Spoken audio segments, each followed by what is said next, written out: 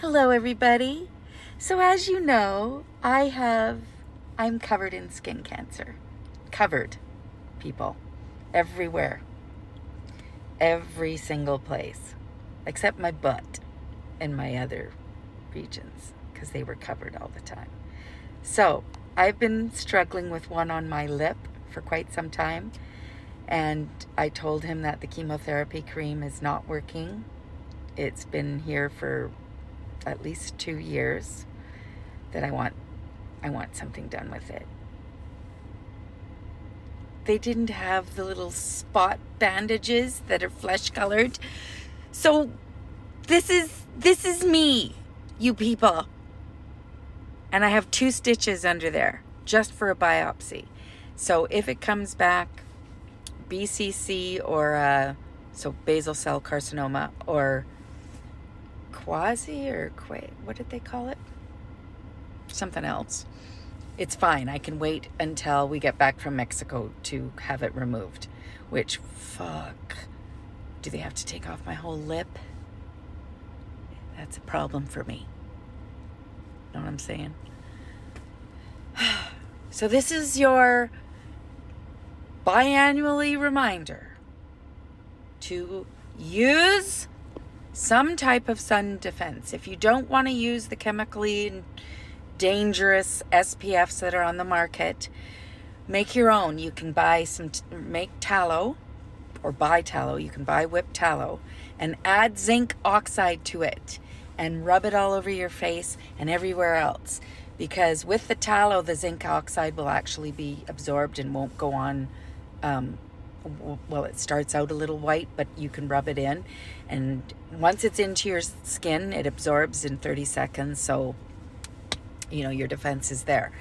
I am now using a sun defense with tallow, so it's whipped tallow and zinc oxide mixed, and I put it all over my face, especially my lip region where I've already had cancer, and now my nose. I've got a little bit on my nose, and I have some over my eyebrow here, and it's all precancerous cells, and somewhere over here. This is a scar, but there was somewhere here that he treated too. That's from the burn that I had a few weeks ago. It's scarred, but that'll fade. So I also had my cortisone shot yesterday. And so I asked him to look because Tom thought that my tattoo, because they go in right on a tattoo that I have on my back. It's not a tramp stamp, people. It's off to the side on my hip, kind of. So the needle goes in through my upper part of my tattoo, and it looked like the ink spread for some reason. And so my dermatologist took a look at it for me, and he's like, no, they marked it with a felt pen. And I'm like, oh, I showered. I guess I didn't scrub there. Anyway, so he just wiped it off with an astringent. But when he was doing that, he found a cancer spot that he wanted to biopsy. And that one I missed because it's on my back. So he found it, thank God. So that is why we do skin cancer checks. He went around with a little lit up magnifying glass and did a whole quick check of every spot that I was concerned of. And then he found spots he was concerned with. So there's another one on my freaking leg that he used liquid nitrogen, and then the one on my back. So all of you that are in your 40s or 50s, and you lived the life I did as a child where we were outside all the time. So this is what a 62-year-old isn't as concerned about her vanity like a 20-year-old, I guess. But I wouldn't go into Walmart. I made him go in to get me a flesh-colored Band-Aid because they had run out of the little tiny ones. So he's getting me those. But if you haven't had your skin checked, I actually have now influenced several people to go in because they obviously had some concerns. And when I mentioned how many lesions are not recognizable as like melanoma looks 10 times better or worse than a basal cell or quasi. I can't remember what the other one is called. Cake. Why can't I remember? She just said it to me. Anyways, melanoma is dark and ugly, and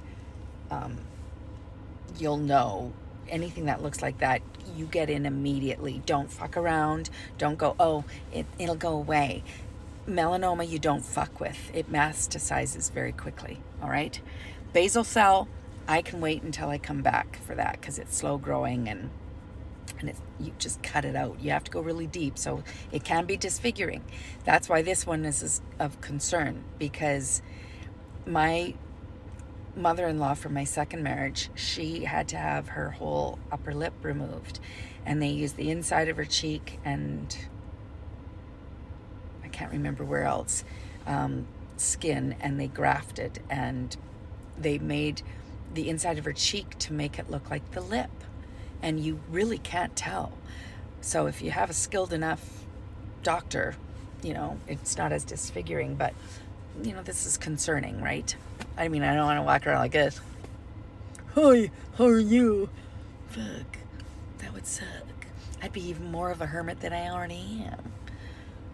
So anyways, this is your call to go and get your skin checked, because those few people that I did influence to go and get checked, guess what?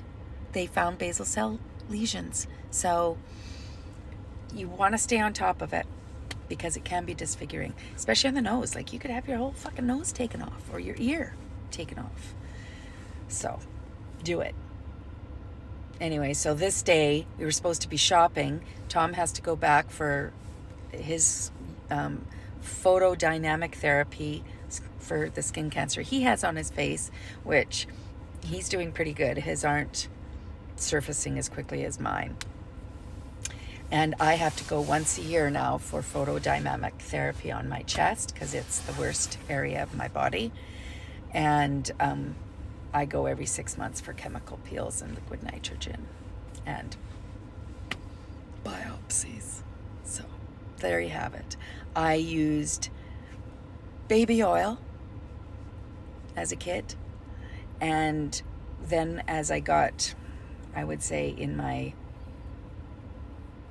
30s, mid to late 30s, I started using the chemical based SPF that's on the market, which is all we really knew.